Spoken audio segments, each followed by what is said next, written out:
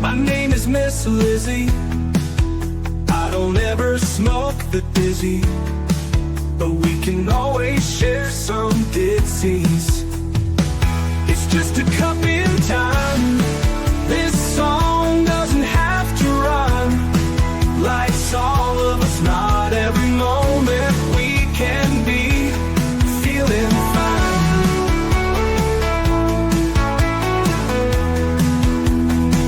I wanna share a moment, just a second if you will, maybe even a cup of thrill. We could share this performance. It's tea time, come sit with me. Well, welcome guys, Miss Liz in the house, and yes, it is Monday, so yes, it is an off day for Miss Liz. We have 5 incredible tea times this week coming to you on Monday, Tuesday, and Thursday, so be sure to check out those days. I have an incredible guest sitting in the back, and her name is Sandy Malone, and we're going to talk about her books. We're going to take you on a journey. We're going to serve her tea, and her tea tonight is telling entertaining stories. That is the tea we are serving in the house tonight.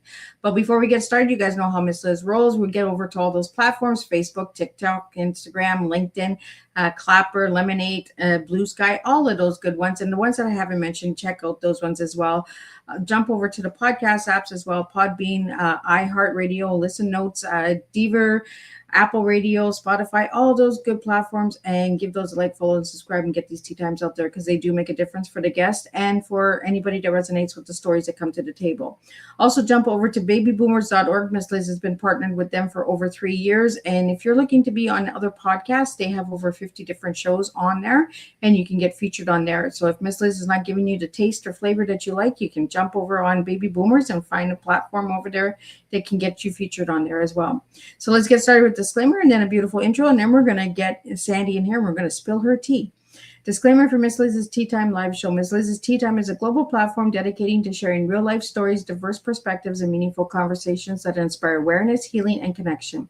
I'm Miss Liz is going live using StreamYard. Before leaving a comment during the live broadcast, please grant StreamYard permission to display your name at StreamYard.com.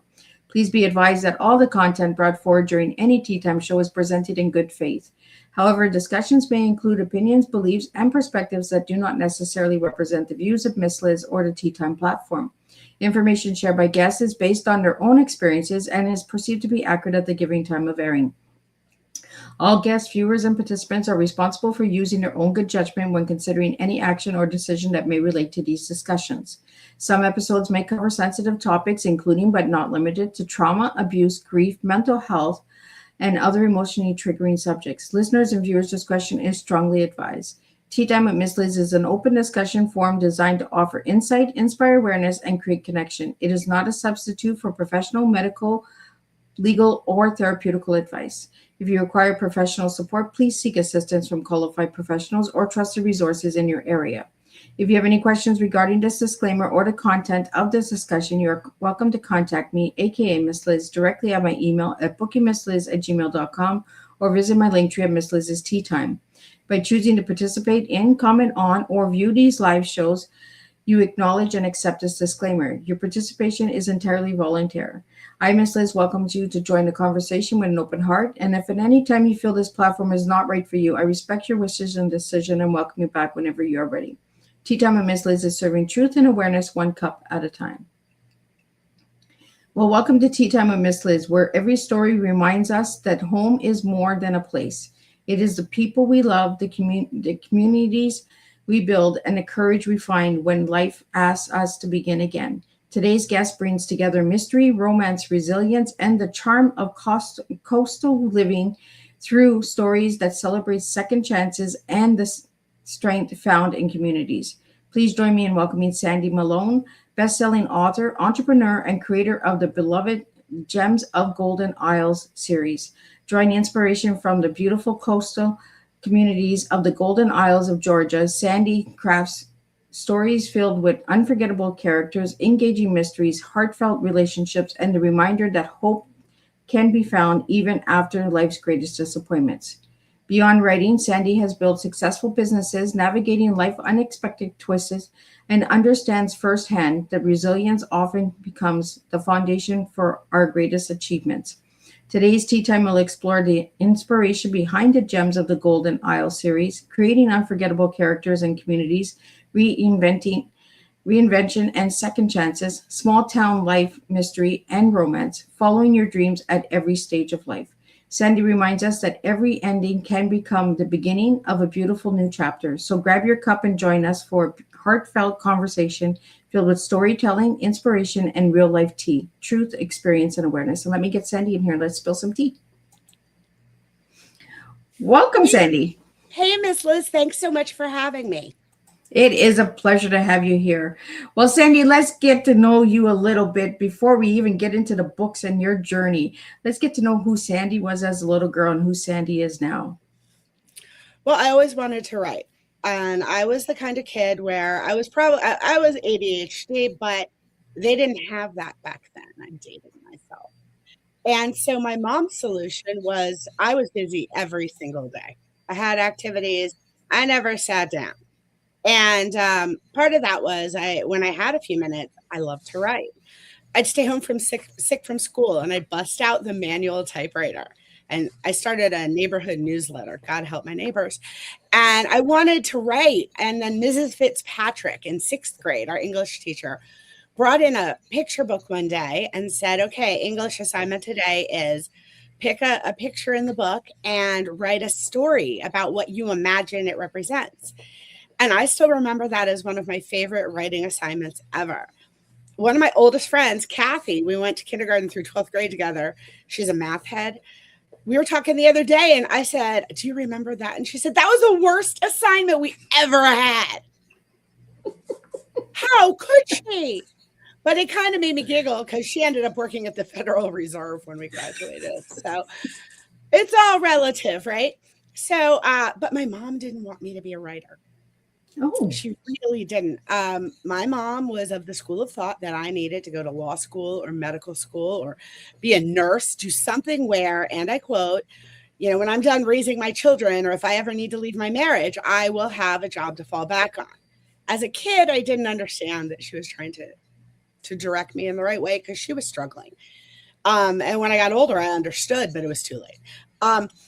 She used to hide when I wanted to. Okay. And I went into journalism because that seemed like something I could get paid to do. And I got involved in my high school newspaper and I started writing and I won some big awards.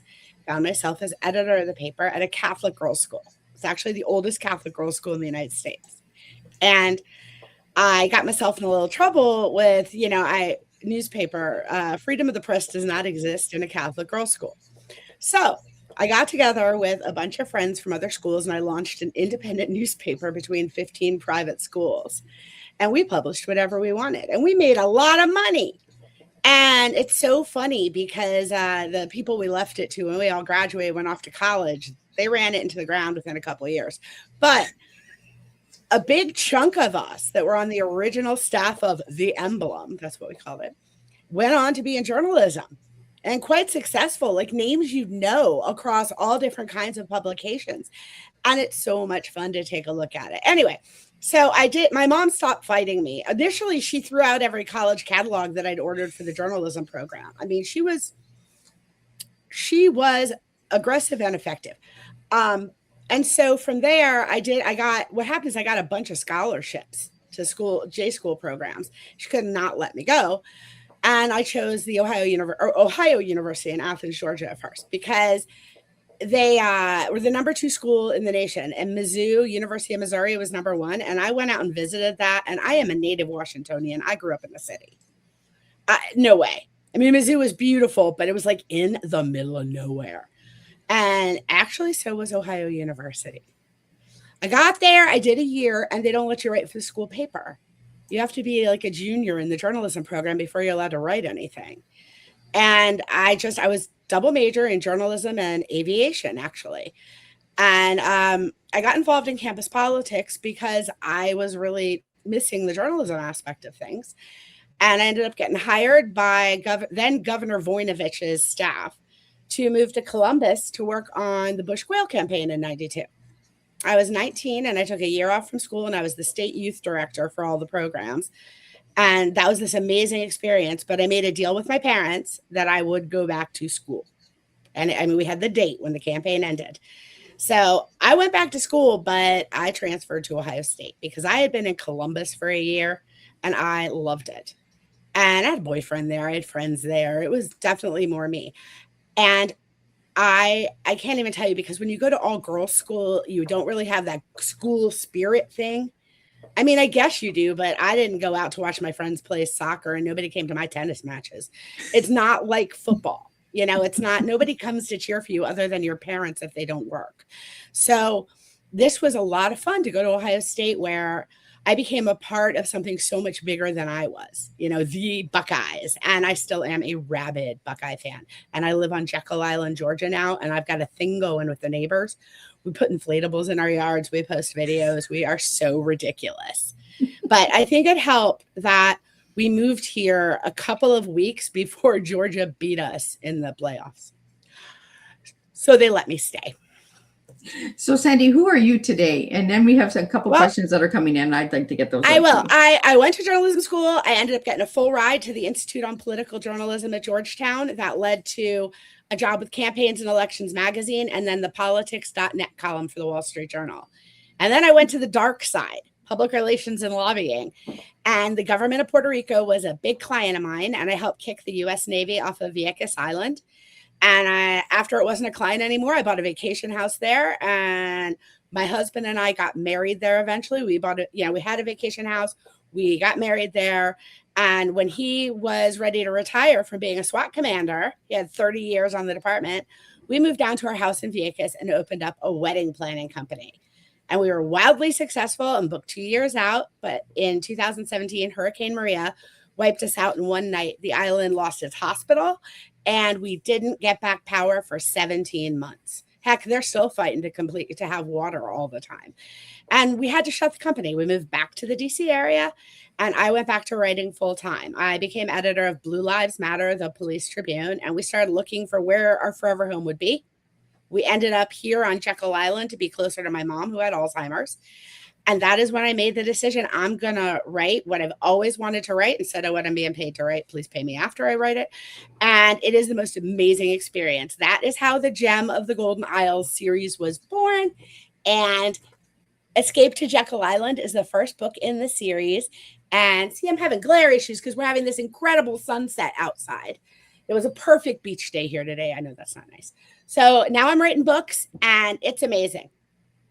So Sandy, have you always wanted to be an author, coming in from living in Greenville, TV? Did you always dream of becoming an author? I always dreamed of becoming an author, and my mother told me I couldn't because it didn't pay. And when I went to journalism school, she said, you are going to end up writing obituaries on the overnight shift in the Midwest. Like, it was the worst curse ever. And she took me out to dinner as an apology when I got my column at the Wall Street Journal when I was 24. Oh, awesome. Congratulations. Thank you. We have a question here from Lori Todd, and it is, what first inspired the Gems of the Golden Isle series? The series is not autobiographical, but it is based on my experience planning more than 500 weddings in the Caribbean. And I actually came up with the whole series in the car the night we were driving down late night to come down here because we had put an offer on a house we had never seen. Trying to buy a house on Jekyll is a real challenge. There's only 600 houses and they can't build any more because we are a state park. So if you get one, you are lucky. And we made an offer on one that we really liked. And we were racing down to Georgia for the inspection. My husband was asleep in the car. And the story came to me. I was starting over again on another island. And my story would be about a young wedding planner who lost her job in the Caribbean and went home to Jekyll Island, where she'd grown up, to basically, she planned to sit on her aunt's couch, eat ice cream, pout, and work on her resume for a few months. And her aunt came home and said, get off your butt. There's no wedding planner on this island right now. Launch your own company, be the woman. And so she does. She starts putting things together and she reconnects with childhood friends. Some of them are in the wedding business. And the guy next door, he's grown up to be a smoking hot state trooper. And so Everything's going great. And she picks up a couple big clients. And one is a big local name, which would really solidify her reputation in the community. Everything's going great. And then weird things start happening. All of the florists refuse to service the wedding. It's okay because she knows how to do flowers. But then she orders flowers and flowers go missing. And none of it makes sense. And it all turns out somebody has a grudge against her. There's somebody that doesn't want her back on Jekyll Island. I don't want to give you like too much spoiler alert here, but there are 5 books in the series. She does succeed. And she makes it through her first big wedding, and they do figure out what happens. But the series goes on to sort of explore how she recreates and builds her life on Jekyll Island. And it's a story about starting over. Every book she faces challenges. Every book has a mystery and suspense element underneath it. And there's also a storyline that some people might not recognize, but I'm a cop wife. My husband was a SWAT commander in DC. Being a cop wife is very different. I think it's firefighters' wives, cops' wives, and military wives or military spouses whose spouses are on active duty are probably the only people who really understand the general fear of the telephone call or the knock on the door that is not expected. You know, people said, what do you do when you see on the news somebody's been shot in your husband's department? What's the first thing you do? And I'm sure you pray. Well, you do if you don't have kids. Otherwise, the first thing you do is shut down your Wi-Fi or call their school. I mean, it's a different kind of life. And Tally, you get to follow the storyline and see what it's like for Tally to fall in love with and date a member of law enforcement. And it's been read by a lot of cop wives I know. And they said, wow, kind of hit close to home. They knew what I was saying. And I think there's a lot more cop wives in this nation than anybody realizes. There's a lot of law enforcement. So is that your target audience for your series? No, in fact, like I said, if you're not a cop wife, you wouldn't recognize the storyline. But no, mostly it's women. Mostly it's the women readers or people with wedding fascination, but there is mystery and suspense to it. And I've had some guys that have read it that have really enjoyed it. They've said it's not a girl book, but it's marketed for women. You have to love weddings. I mean, what I did is Tally moves back, and the weddings that she plans on Jekyll are all weddings that I planned on Vieques. They're just fictionalized to protect the guilty. Every single story in the first 5 books is a real wedding story. None of it came out of nowhere. And I'll give you an example that's really funny. In book 2, there's a crazy character named Brenda. If you're going to read my series, remember the name Brenda, okay? Book 2, she is real. All right. So she hired me to plan her wedding, and she and her fiance came down to Vieques Island, and we toured a bunch of venues, and they got into an argument like in front of me at a venue, and that's so uncomfortable, cringe. And but they picked their venue. We signed contracts, they signed leases, big wedding. About a month later, she emailed me and said, we've split up. Shocker. And I was, I'm so sorry. And but she emails me back, don't worry, I want you to hold the lease on the wedding villa, because the wedding was, 14, 15 months out or so. So I want you to hold the lease because I'm going to find another groom.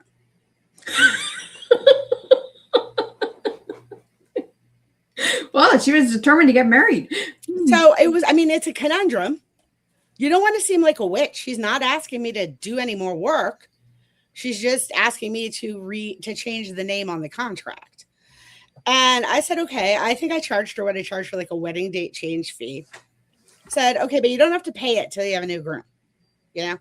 We're not going to talk again until you have a new groom. We don't wedding plan. Nah. Okay. So I thought we were done with her, and she became like the house joke in the office because that's funny. Right. And she emailed me a few months later, found another groom. She wanted to bring him down, and she wanted me to do the whole tour of all the villas again so they could choose, and she was going to pretend she'd never been at the villa before that she was going to book. And I was like, hey, number 1, no. And number 2, double no. I am not asking all these property managers to meet me out at these remote villa locations when I know you're not going to rent that villa and you're crazy. But I said, we can do it online. I'll show you pictures and pretend we haven't done it before. She's like, really? I'm like, yeah, sure. So we did it. They picked the villa. I pretended to send her a contract, and away we went. Shockingly, they split up a few months later. So when she emailed me and she's like, guess what? But it's okay because I'm going to find. pause. I said, her name was not Brenda. I said, Brenda, I think we need to just terminate this contract because technically it's a legal contract. And technically, the name of your initial groom is still on it. So what we're going to do is terminate this contract. And you don't get a refund. It's just, however, if you come back to me with another groom, talk to me and I will give you a big discount on your initial deposit. And she's like, but I could get everything planned. I'll have a guy by then. I said, Brenda, if you want to be a wedding planner that bad, like if you want to plan weddings, just go be an event planner. Yeah. If you want to plan parties, go get a job doing it. Don't try to hire us to plan your imaginary weddings for you. That's crazy. I was very nice to her, never heard from her again. So in my book, what I did is I made that Tally story fictionalized to protect that woman so no one would recognize her in her life. But in my book, in book 2, Brenda shows up on Jekyll Island with her resume wanting a job. Well, you told her to go get a job, Sandy. Exactly. Right. And Tally's like, oh. And Brenda, she tells Brenda she's not hiring. She's real polite. And I'm going to give this detail because I think readers will have forgotten it by the time they get to book 2. But it's hysterical because Brenda's like, I'm not taking no for an answer. I'll come back to see you. And then Tally starts getting phone calls because, apparently she showed up at the Jekyll Club Hotel passing out business cards with Tally's logo on them. And then Tally has a wedding that Saturday night. Brenda pops up dressed like her and her other staff members and starts and does the cake cutting. I mean, she launches and runs the cake cutting. And there's nothing Tally and her staff can do without making it obvious they've got a little crisis happening in front of the guests. It's just the craziest story. But Brenda did not follow me back to the United States. So only the Vieques half of that's true. But I used real stories like that. People say all the time, book 4, I think, opens with a miniature dachshund best man eating the wedding rings the night before the wedding. No, do not let your dog carry the real weddings at your wedding rehearsal. Okay. So anyway, people say, is that true? And I'm like, well, it's true. But in my world, it was a Rottweiler. It was the engagement ring. And we have an X-ray to prove it. So, none of the stories are exactly true. I've never had a client that I was snarky about recognize herself. But I had one client who was so crazy. She is 4 different characters in my books because I couldn't write it as one bride because it was too unbelievable. Well, it kind of goes into the question that the luxury rental wanted to ask you was, did any real wedding experiences inspire scenes in your book? And Sandy is sharing some of those. All of them. Everything in that book happened. Okay, book 2 opens with a Noahide wedding. Have you ever heard of the religion Noahide? No. Yeah, neither had I. The clients explained it to me as Jewish light. Now, if anybody's watching and I describe this incorrectly, I apologize. This is what I was told by this particular couple. And her father was like the rabbi of their particular congregation. And he married them. But everything about the wedding was rainbows because they are the followers of Noah. Noahides. And so it was a traditional Jewish service. We had the huppah and the Jewish marriage license and all the special things that needed to be signed.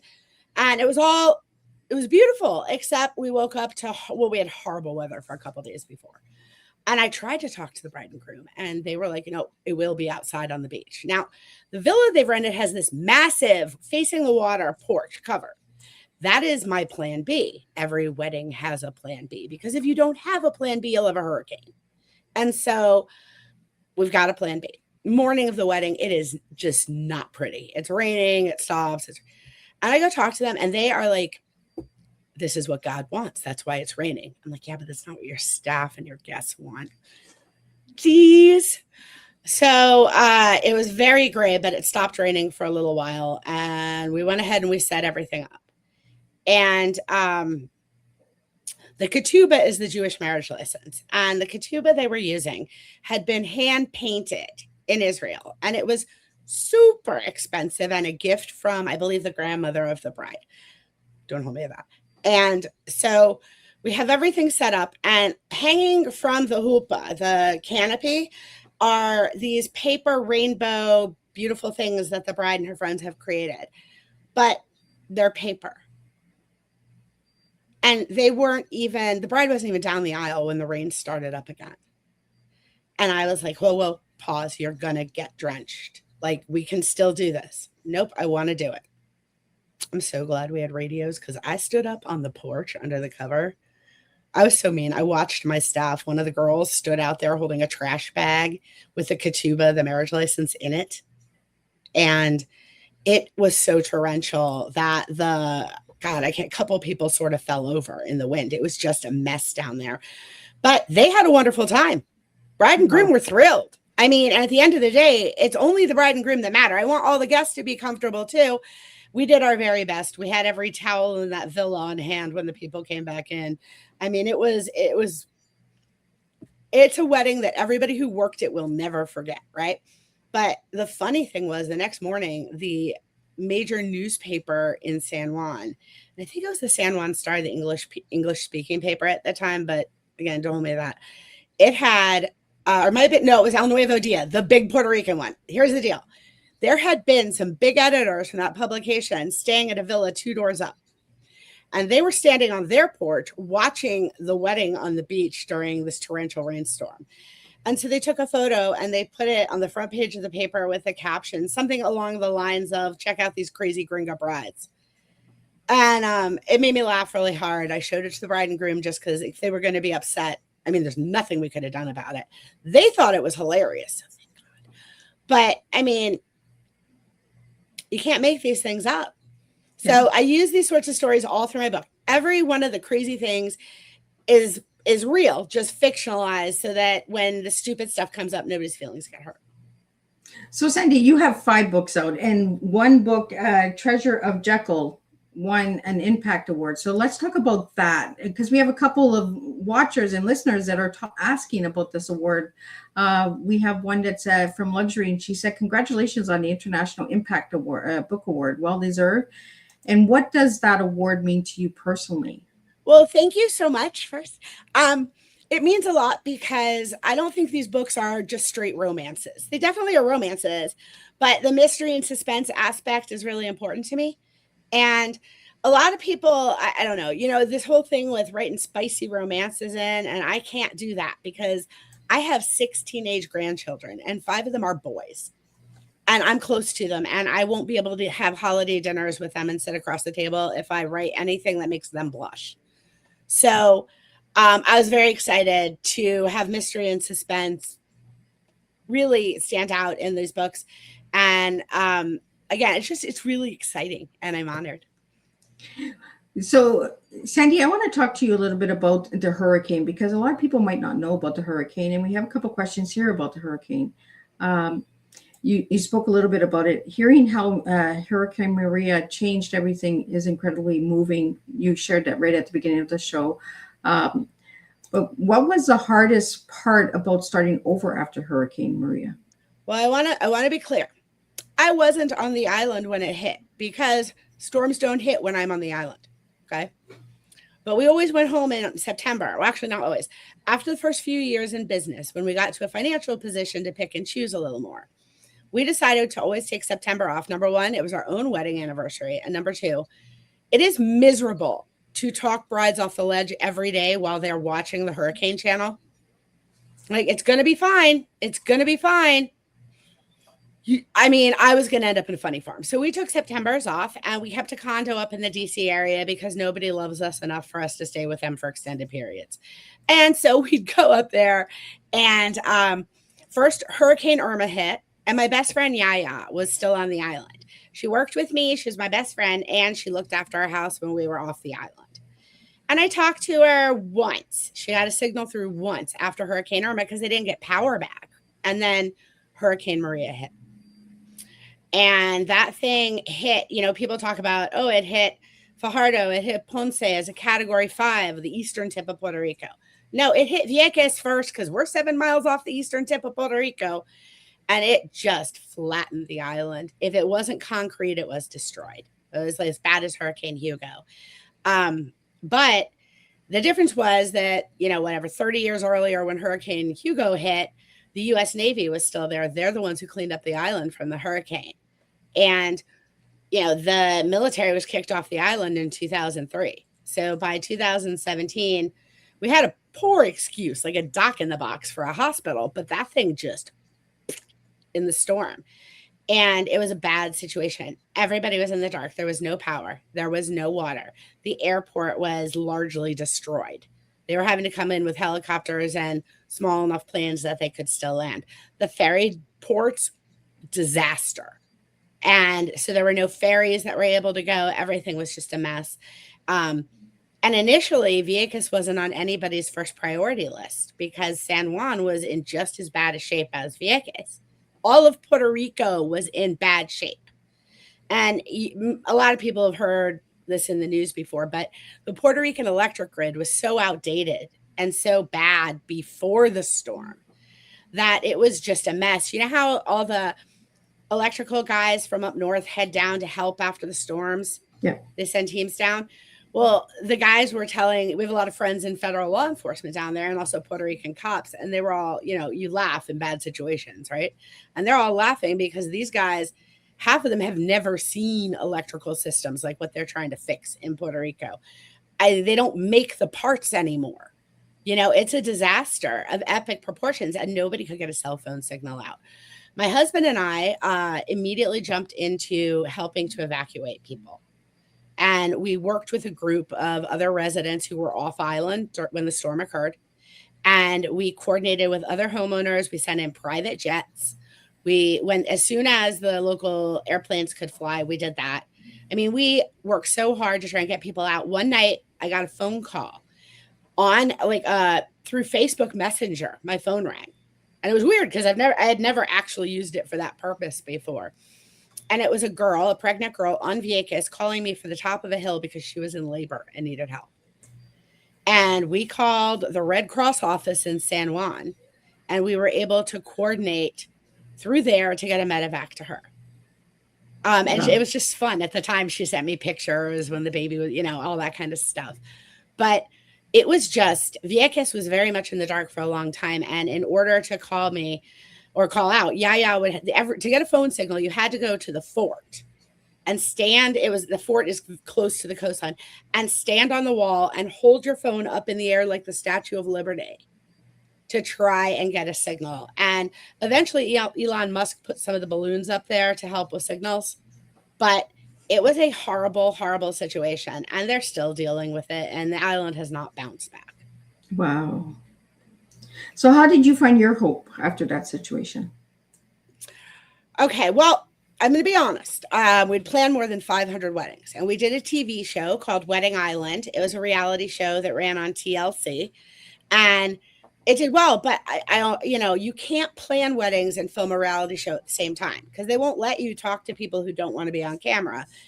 The way my business worked, I'd get 50% up front when I booked new clients and 50% 30 days prior to their wedding date. But 66 days of filming, I couldn't talk to a potential client because new clients do not want to go on television with their wedding budgets. Would you want to tell all your wedding guests what you were trying to spend? No. Yeah. So we only did one season and went back to planning. We were always booked. I mean, from before the show, 2 years out. And that was my limit because I thought we need a limit. But with Hurricane Maria, I had to call every bride and cancel every wedding I had booked. And maybe it was a good thing because I was burning out, but I didn't know how I was going to make the transition. I didn't know brides hired me to plan their weddings, not a company, me. So maybe before the TV show, I could have gotten away with selling the company and the weddings with it. But after the TV show, people wanted me. And they would have felt really let down if I had sold it. So having to cancel them, I think, was kind of a God shuts a door and opens a window moment. It was an opportunity. And I said, oh, well, I'm go back to writing because I'd, been a writer forever. And when I was wedding planning, I wrote for brides multiple times a week. I wrote for the HuffPost for 7 years. I wrote for Condé Nast and had a great time traveling all over to cool islands and staying in hotels I totally couldn't have afforded with myself, and it was great.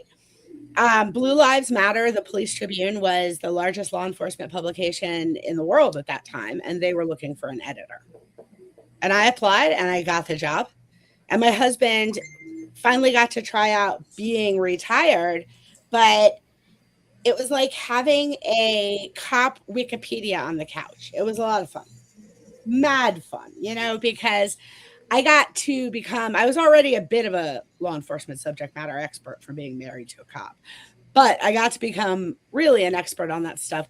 I covered some very scary stuff. I covered the whole Parkland shooting in Florida for 17 hours that day live, because nowadays you don't have to be there. Everything's streamed.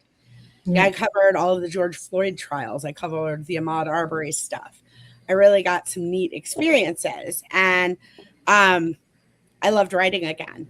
I got the hope by writing again, and then but I couldn't write books. I didn't have time. You cannot be a reporter who cranks out 8,000 to 10,000 words a day, editing everybody else's, and want to. I mean, I've had carpal tunnel surgery twice. You can't write after you write all day. And when we moved to Jekyll Island, it was time to make a big decision. Was I going to write about what I wanted to write about? Or was I going to write what I was getting paid to write about for somebody else? Yeah. And I made the leap. I'm glad you made the leap, because if you didn't make the leap, you wouldn't be here tonight serving your tea. I agree 100%. And it has been such a great experience. And I'm so happy. And I've got more books coming out soon, and I'm really excited.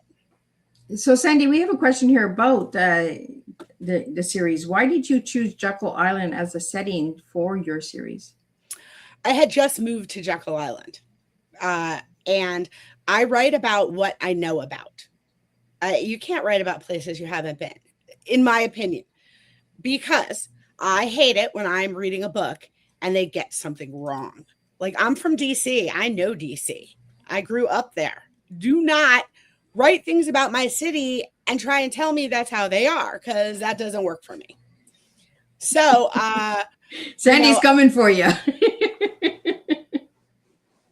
I emailed an author that I admire and follow the other day to be like, okay, you keep using Silver Springs, Maryland in your books. It's Silver Spring. I was born there. I know. I'm just helping.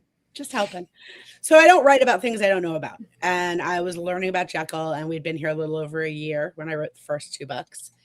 And so that's why.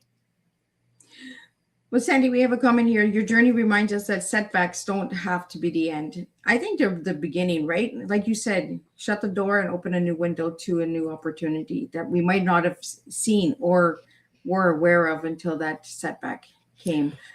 I think when things seem the darkest is when you have to, just keep an eye out for the light. It's coming. It's there somewhere. You just have to keep an eye out for it. And I always say it's always better in the morning. You'll never figure things out at night. Absolutely. Well, Sandy, we have a question here about the characters. Which character was the most fun to write? Was it Brenda or was it Tally? I mean, Tally's the most fun to write, but I'm not Tally. And I'm sorry, I'm having shadow problems, so I apologize to your viewers. Tally was the most fun to write, but I'm not Tally. If I'm anybody in the series, I'm Isabel. But I think Tally is me and every wedding planner I worked with. Because I had interns the whole time I was there, and I had account executives and stuff like that. And I called these girls when I started writing, and I said, hey, what are the best stories? And I had forgotten some of them. Kayla cracks me up all the time because she had a wedding from hell as her first wedding, and she remembers it in such detail. And Kayla ended up being a character in my book. I love how you brought people in, like real people in, and threw them into the book. Has anybody ever noticed that they're in those books? Oh, I don't do it without permission. I mean, everybody who's real in the book, I have their permission. And what cracks me up is people want to be in the books. People will come by book signings and be like, so how did we get to be in one of your books? So I did a drawing at one of my book events, like, winner gets to name a bride and groom in the next book. And they got so excited. So I don't know. I think maybe some of the charity stuff I do, we might auction off some appearing in the books. But I mean, it's fun to write about really good businesses here on Jekyll, right? And if you need to have a venue, why not use a real one? You know, when I got the series sent to me from Mickey, I was like Jekyll. Like I was thinking of Jekyll and Hyde, but it, you know, when people hear the word Jekyll, do they come to you sometimes at book signing and say that they were expecting that kind of flow in the book, or? No, because my covers give them the idea to travel guide to someplace, so they've already figured it out. Can you show us some of the covers of your books and tell us Yes, how I you will. got the covers? All right, so let's give credit. This one is a really cool picture. Hold on. I'm having shadow issues, and now you can see my circle light. All right, Escape to Jekyll Island. That picture was taken by Jolene Toth, who is the general manager of our garden center here on Jekyll Island. And she's awesome, and she's a girlfriend of mine. And I saw the picture posted by her, and I said, "Can I have it?" And then she said, "Yes." Okay, let me grab the others. Okay, hang on. Ouch. Okay, book 2, book 3, book 4, and book 5. All righty. So next time I'll have them all right next to me. All right, and Bloom on Jekyll is fun. It shows the Jekyll. I'm going to turn off the slate and see if it helps. There we go. All right. So there we go. That's the in Bloom on Jekyll. And that's the historic Jekyll Club Hotel where the Astors and the Goodyears and the Pulitzers used to go in the winter. It was a hunting lodge. And it's pretty amazing. That's where the Federal Reserve Act was written, in the middle of the night. And all kinds of famous people hung out there. And then after World War II, when the millionaires came back to take back the island, the governor of Georgia handed them a check and said, "Eminent domain, now it belongs to the state." And they made us a state park. Pretty neat. That's why I get to live here. But they have maintained, renovated, restored the original historic hotel, and you can stay there. I had my anniversary party there last year. It's really neat. Okay, Treasure on Jekyll is the one that won an award. And I'll tell you, the neat thing is we have a treasure hunt on Jekyll every year, January and February. And the treasure hunt is to find these really cool glass fishing globes. And they're all hand blown and they're gorgeous. And now they use plastic balls with a number in them and to go claim your glass float. But once upon a time, they actually hid the floats.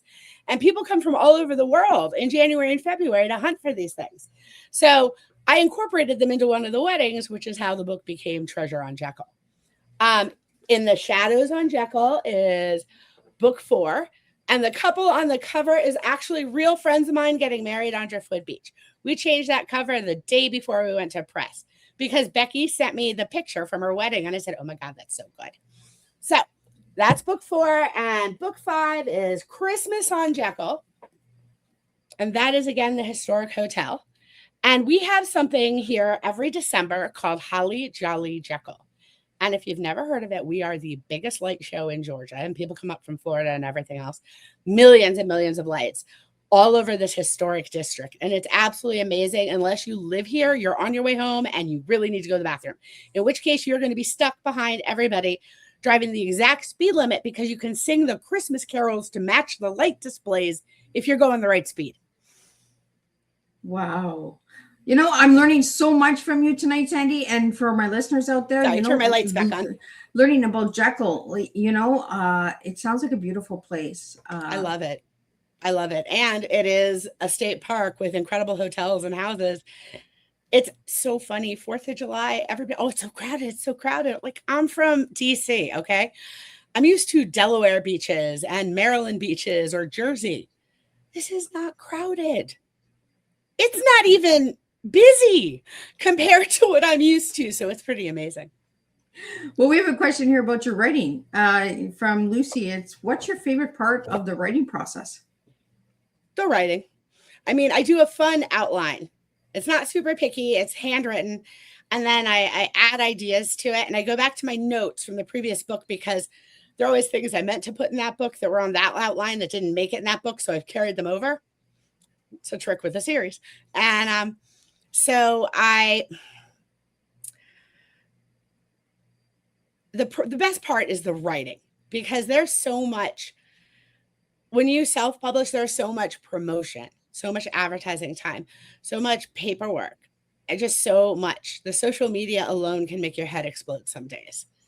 And then you do a lot more media interviews and a lot more promotion work than you would if you're being traditionally published. I mean, there you get 1 or 2 massive book tours. Whereas if you're doing it yourself, you are constantly working. You're churning and burning. You're trying to get as many appearances, as many book clubs as you can, because you want to be a bestseller. And to do that, they got to buy your books. So Sandy, let's talk about book clubs.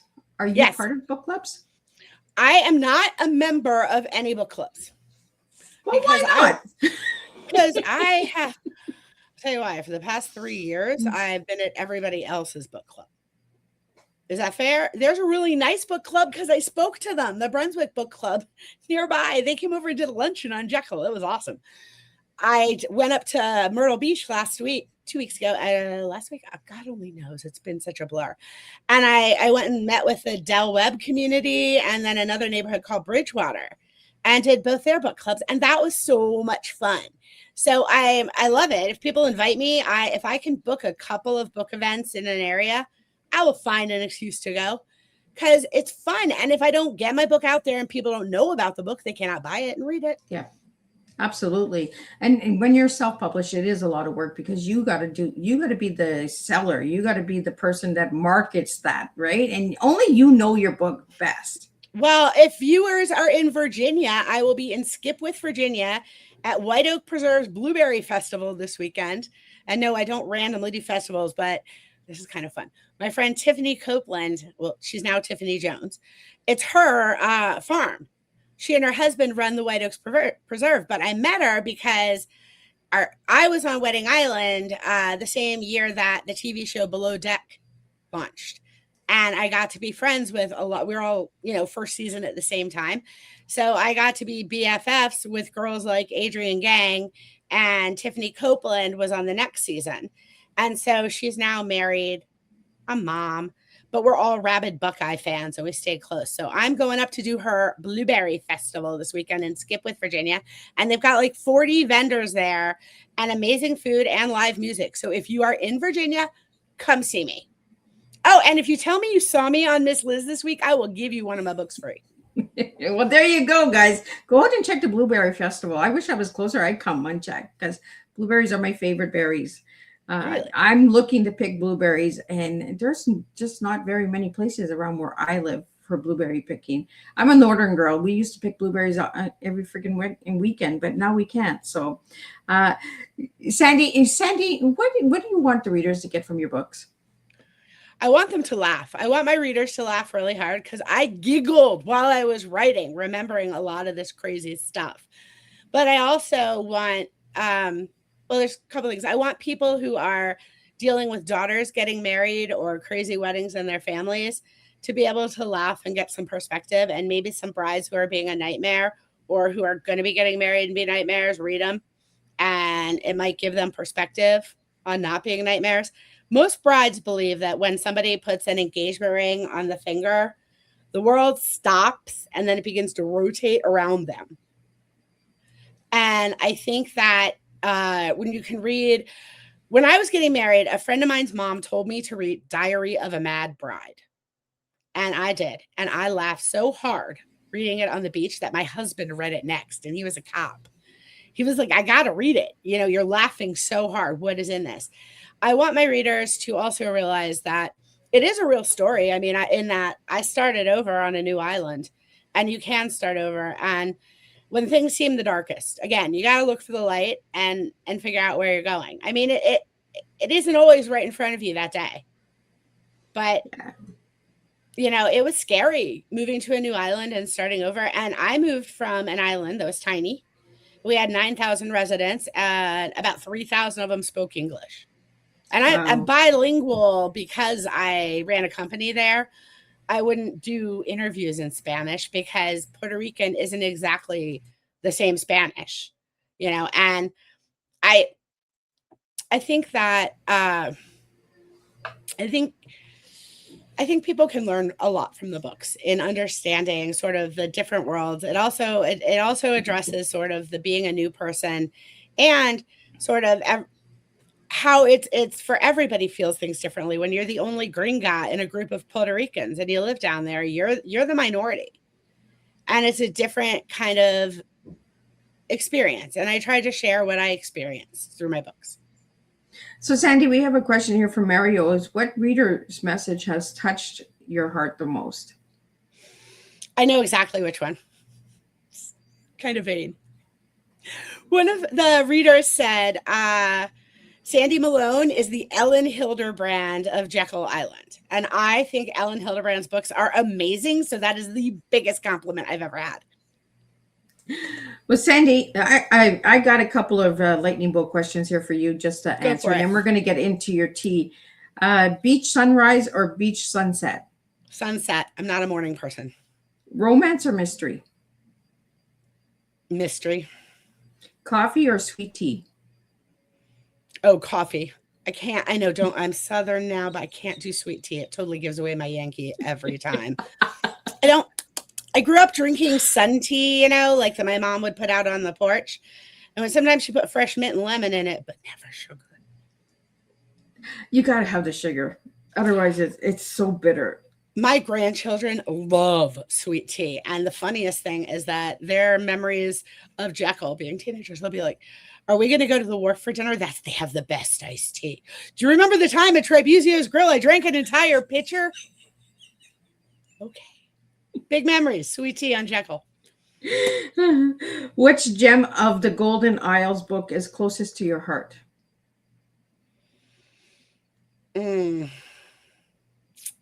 Probably book one. Book one, Escape to Jekyll Island. I came up with that story when we finally arrived in Jekyll that night.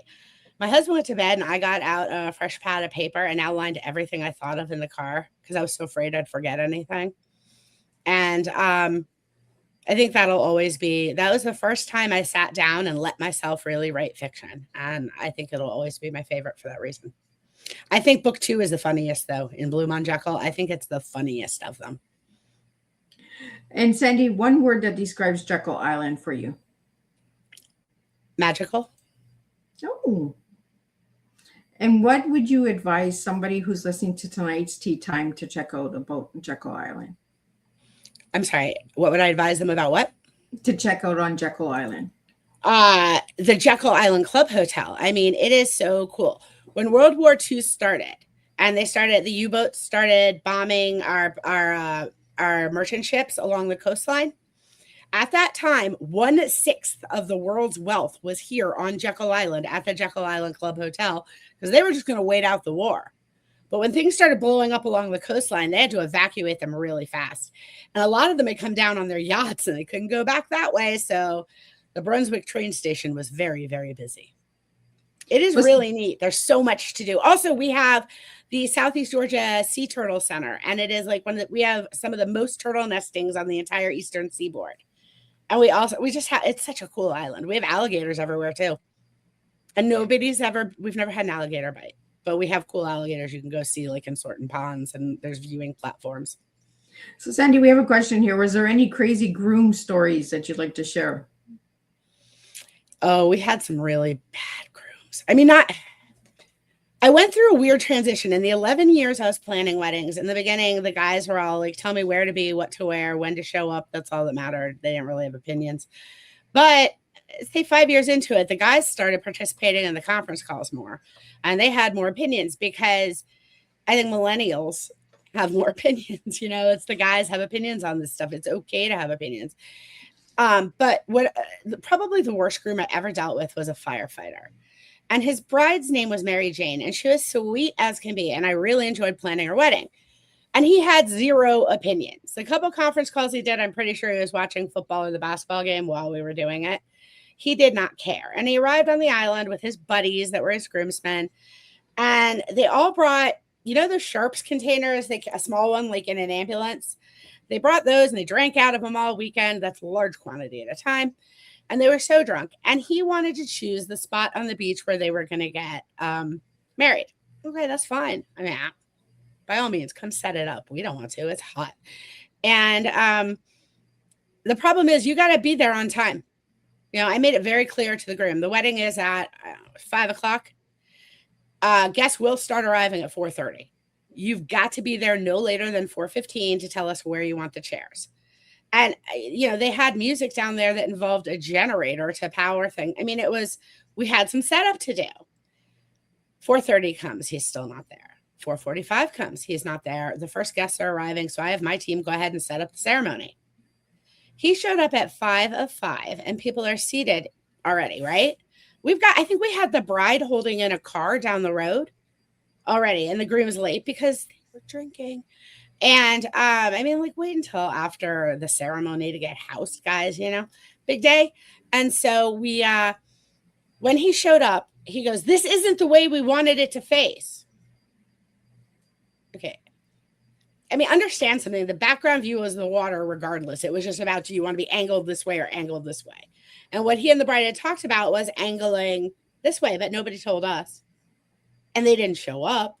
And I had actually told him, if you're not there at 4:15, we're going to set up. He got there and started screaming at me in front of all of the wedding guests. Screaming at me. And he was like, "You will move it right now." Well, most of my setup guys had moved on to the next venue of setup for their thing.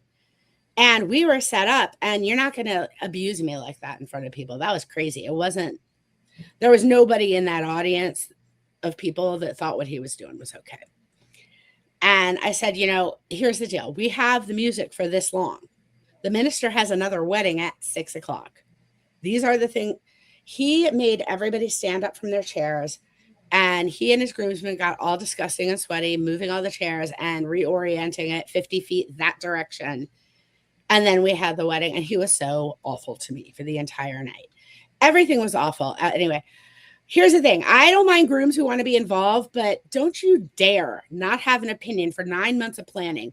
Show up on the island and suddenly have opinions. No, I don't think so. There's a lot of groomsmen that just show up, right? I was supposed to get married for the second time, and all I got told was, "I'll just show up." Well, no, then I'm not getting married. Like, we're not doing this. Like, we either do this together or we're not doing this at all. Yeah. My husband was a tell me where to show up kind of guy, but he was excited about any part of that I wanted his help with. I just didn't want his help with anything. We were married a long time. We moved here. We made the deal. He could decorate the garage. I decorate the house. So, Sandy, what's next for the Gems of Golden Isle series? Well, I think this series is done in 5 books, but I am working on a new series right now, and hopefully the first book will be out before the end of summer. The new series is called Under the Oaks, which refers to our next door neighbor, St. Simon's Island. It's a little bigger than us. It's attached to Sea Island, which is kind of famous for a lot of things.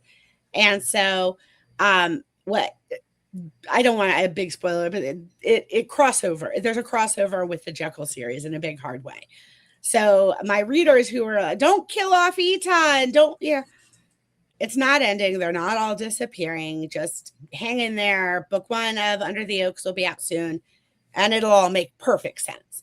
But I also took a quick break from the wedding books, and I wrote my first standalone novel, and that is coming out this fall. Oh, well, congratulations. Thank you. It is called Thicker Than Blood. It is about a patriarchal society family where influence and money are more important than anything else. And the story is told through 3 generations of women in the same family as they live through that. And it's fiction, but what is real about it is I worked in my journey with my mom's Alzheimer's into that book, because I think it's something a lot of us are dealing with, Alzheimer's and dementia in our lives these days, or people that we love are suffering. And it is, I try to put some of the truth of my journey into the fictional story. I've always been a mad fan of the early V.C. Andrews books. So when I started writing this, I pictured that original cover from Flowers in the Attic. It was like big dark roof with a little window with a glow, and then you opened it and she was in there. There's a flower. That's what I kind of have in mind. So it's coming out this fall because my publicist says that's when dark family stories do well. Well, Sandy, what is your final message to all the listeners tonight? Well, it's been such a pleasure being here. And I think my message is read everything. And if you like to write, just sit down and start writing. but don't give up. You know, when things seem like everything is gone, it's not. You just sometimes have to reshuffle your priorities. I never thought I would go from, I mean, I always wanted to write books, don't misunderstand. But my mom told me I couldn't. You can't make money doing that. And that's not what we're sending you to college for, you know? And now I'm doing it. And it's the most amazing thing in the world. And whether for you it's writing or singing or going back to school to become, I don't know, a medical professional, it's all there. It'll all happen. You just have to look for a little bit of light in the darkness and hang on to it. Well, thank you so much, Sandy. It was a blast having you here. And I just love your sense of humor and that. And I love how direct you are, because, you know, that's where the fun is. That's where I have the most fun. So thank you so much. I'm just going to do a quick recap of what tonight's tea time was about. And I will be back tomorrow and we'll do this all over again, guys. What a delightful and inspiring conversation tonight. Sandy, thank you for sharing your heart, your creativity, and your passion for storytelling with this tea time community. Your stories remind us that no matter where life takes us, there is always room for hope, friendship, love, and new beginnings. Tonight, we explored resilience, reinvention, community, storytelling, and the beauty of finding joy in the simple moments that make life extraordinary. One of the strongest takeaways from tonight's conversation is this: every chapter of our lives has value. Some chapters bring adventures, some bring heartbreak, and some bring healing. Together, they create the story of who we become. Through the Gems of the Golden Isle series, you've shown us that strong communities, meaningful relationships, and believing in second chances can transform even the most difficult seasons into something beautiful. As we close tonight's tea time, I leave everyone with this thought: what new chapter might be waiting for you if you trusted yourself enough to turn the page? Because life is not measured by the storms we've endured, it is measured by the willingness to keep writing the next chapter. Thank you, Sandy, for reminding us that hope is always worth holding on to, and that every new beginning starts with the courage to take one small step forward. Until next time, keep believing in second chances, keep telling stories that inspire, and keep serving real life tea, one conversation at a time. And tonight's takeaway was life's greatest treasures are often not found in places, but in the people we meet, the hope we carry, and the courage to begin again. And I'll see everybody tomorrow, and we'll do this all over again.